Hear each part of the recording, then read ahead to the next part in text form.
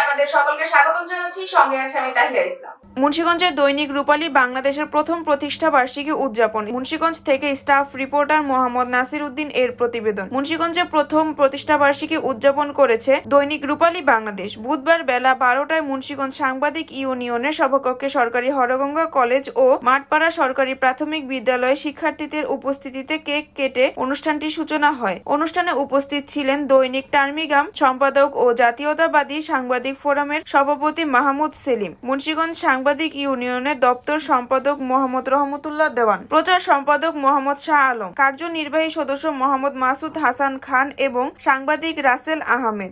রূপালী বাংলাদেশ হচ্ছে একটি নতুন পত্রিকা যাত্রা করেছে। শুরুটা খুব ভালো ছিল, তবে যেহেতু আস্তে আস্তে একটা পত্রিকার যেহেতু প্রথম বছর, আমরা চাইবো যে রূপালী বাংলাদেশ থেকে জেলা থেকে সারা বাংলাদেশে বস্তুনিষ্ঠ সংবাদ করে প্রচার করে, সেই সাথে যারাই ছিল বিজ্ঞাপন দাতা শুভানন্দী যারা ছিলেন সহযোগিতায়, তাদেরকে অসংখ্য ধন্যবাদ। আমরা চাইবো এই রূপালী বাংলাদেশের মাধ্যমে দেশ তথা সারা বিশ্বের কাছে আমাদের দেশের অবস্থান, অর্থনীতি, উন্নয়ন, সংস্কৃতি, বিনোদন সব কিছুতে রূপালী বাংলাদেশের মধ্যে আমরা তুলে ধরতে পারি, এটাই আমাদের প্রত্যাশা।